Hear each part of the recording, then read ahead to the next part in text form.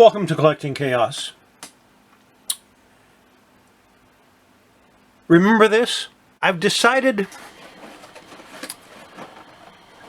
that I want to try to straighten out this box. This is not going to be exactly an easy project because it's pretty messed up. And it's kind of hard. It's not supple like the cardboard should be. And the cardboard should be a little supple, but not too much. So the first thing I have to do, of course, is to well, at the end of the video, I'm going to show you what it looks like now. It's changed a little tiny bit. Actually, that and I was going to show off these toys I got in the mail, and that was going to be today's video. But I was watching Metarog's channel earlier, and he gave me a shout out, which was very nice of him, and I really appreciate it. And if you're not subscribed to him, make sure you do. But I opened my mouth in the forms of my fingers, and I typed into the chat, "Wait till you see tomorrow's video." Now, what I was talking about was a box that I kind of refurbished. And I realized I kind of stuck my foot in it. So I grabbed some comics. And I figured I had to show some Bronze Age comics. As I mentioned, I have some Bronze Age stuff, a lot of Bronze Age stuff. So I figured I'd grab some Bronze Age comics and I'd show them off. And maybe I'd find a couple of decent ones. But I did it quick, and yeah, if you want to see the comics I pulled out and what that box I just showed you turned out to be like, keep watching.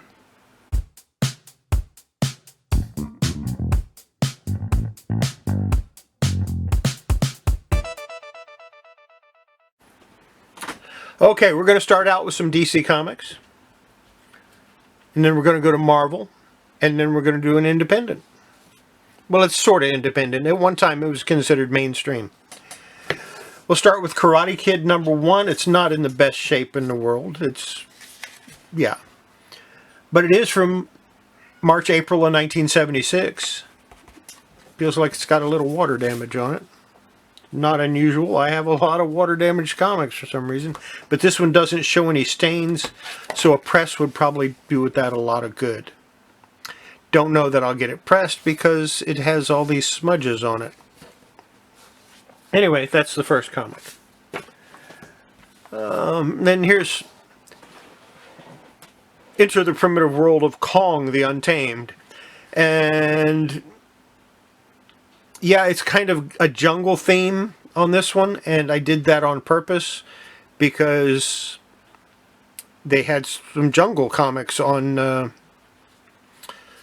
Gray Man's channel on Saturday. And this is from 1975, September 1975. And here's Kong the Untamed #4. That was #2. This is #4 from January 1976. So we're right smack in the middle of the Bronze Age here. And we'll do a couple of Marvels. Here's a Kazar, Lord of the Hidden Jungle #2 from March of 1974. Personally, I think this was some of Don Heck's best artwork right here. The work that he did on Kazar during this period, I personally think it was some of his best art. I might be wrong, but it's my opinion, and I'm sticking with it. Here's a copy of Logan's Run #1. Now, I've shown some of my Logan's Run comics in the past. I've got the whole run, which includes that first Thanos story. And again, it's good stuff, nice artwork. Early George Perez.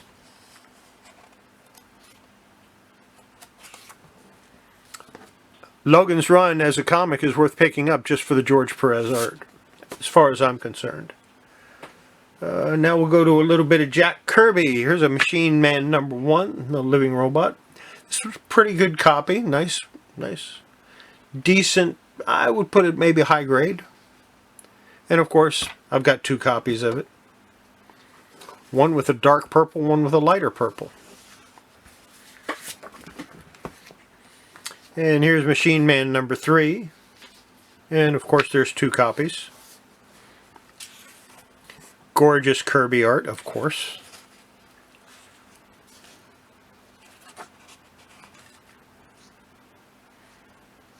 With Mike Royer inking them. Jack Kirby was always great, but when Mike Royer started inking them, I think he just went up a notch. He went from, yeah, just fantastic. Here's number 4. I've got a couple of copies of that. I don't know if I have a copy of number 1 or not.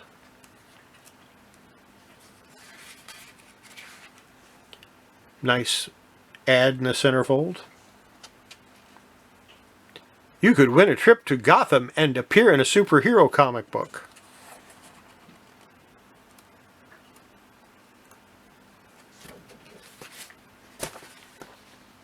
And here's a copy of Machine Man number 5.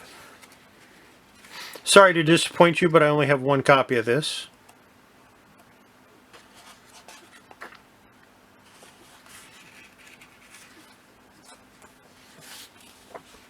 I had to let somebody else get a copy. Here's number 6. A couple of copies of that. These are in real nice shape. If I got comics graded, I would seriously consider getting some of these graded. And I don't even think I would bother with the cleaner press. I think I'd just send them in because they're gorgeous. If I got comics graded. And here's a off-centered copy of number 7 and a little better centered copy of number 7. This is Kirby on the cover with Chuck Austin doing the inks. And good stuff.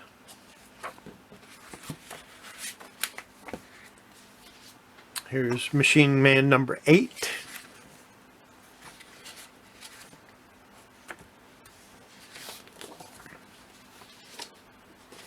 Number 9.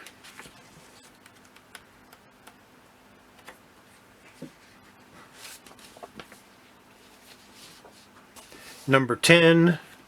And of course, I have to have 2 copies of number 10, right?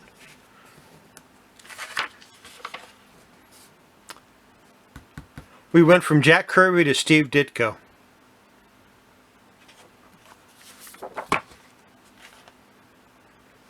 This is Jack Kirby in number 9. This is Steve Ditko art in number 10.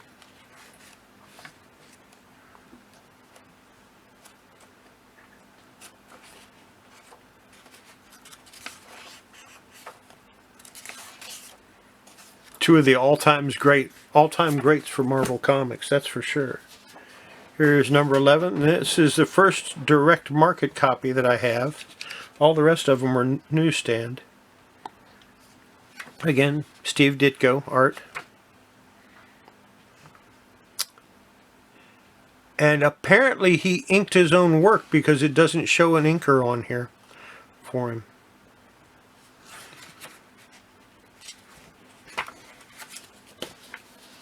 Here's number 12.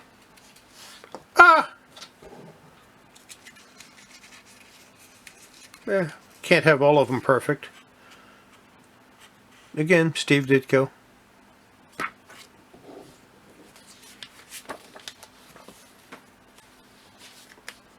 Number 13.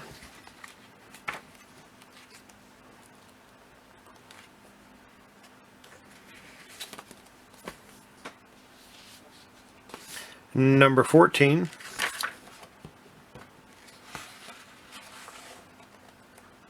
More beautiful Ditko art. Number 15. You know, I never even realized Steve Ditko did the artwork in the later issues of Machine Man. But, yeah. This is a comic that I might have to complete the run now.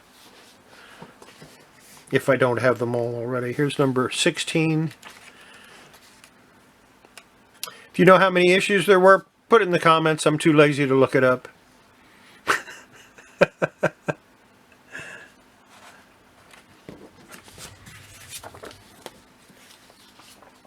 Number 17.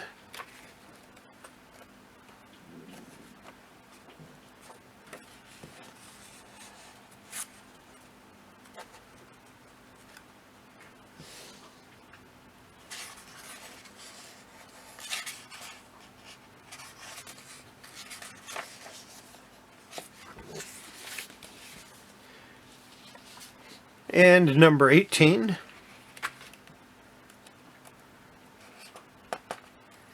And number 18 was published in 1980. And what do I have over here?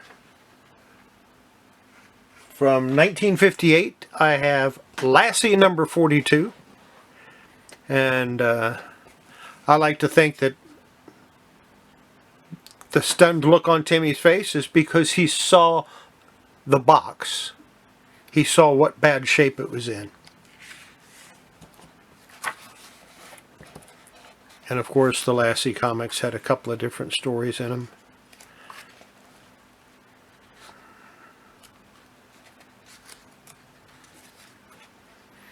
That's something I really liked about the 50s and 60s comics. You wouldn't just get one story, you'd get 2 or 3 smaller stories. It's got it's got some problems in it, but overall it's not a bad copy. I'd rate it maybe VG minus, but that's just me. Well, that's the comics I'm going to show you. I think I'm going to show you a couple of these toys anyway.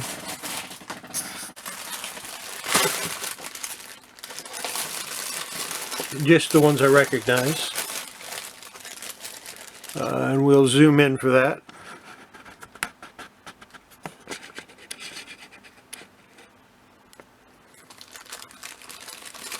Here's a Wonder Woman. And they're kind of cheaply made PVC figures, but I like them. I'm going to put them in my little cases. And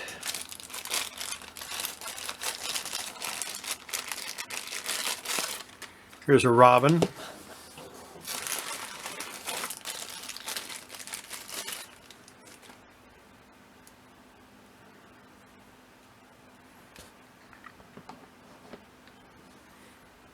There is a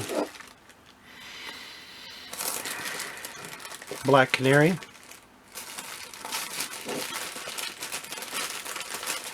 But they're not all DC characters. And I know they're not all DC characters because that's Black Widow. And there's a whole bunch of them in here.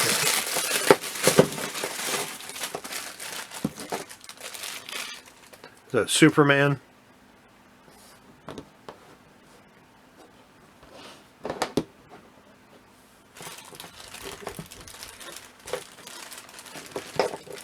And some of these I don't even recognize.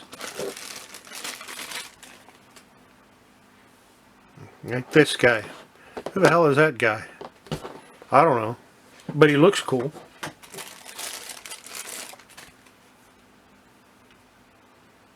Here's another one I'm not too sure of. But he's got fins on his calves, so he must be an aqua person of some sort.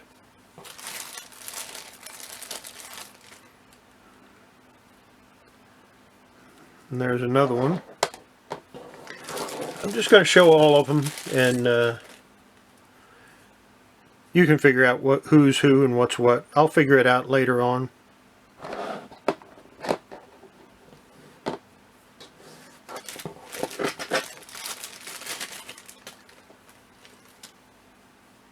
Apparently I've got 2 of this one.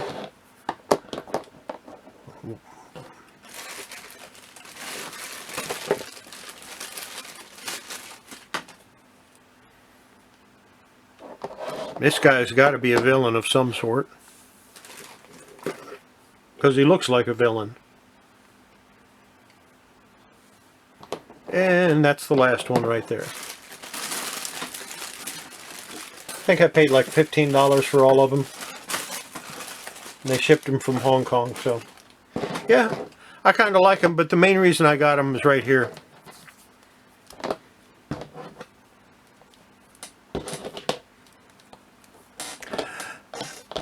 Those four are the main reason I got them.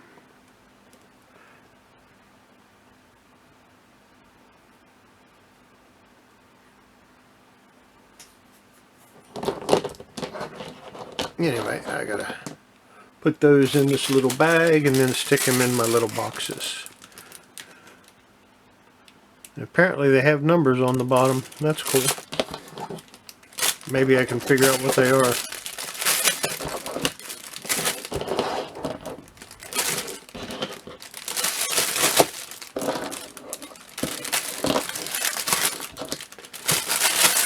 No Batman. Zoom it back out. Are you ready for it?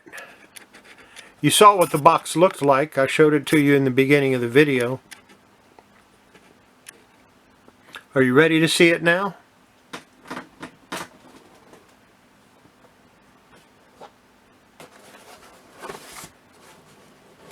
It's changed just a little bit.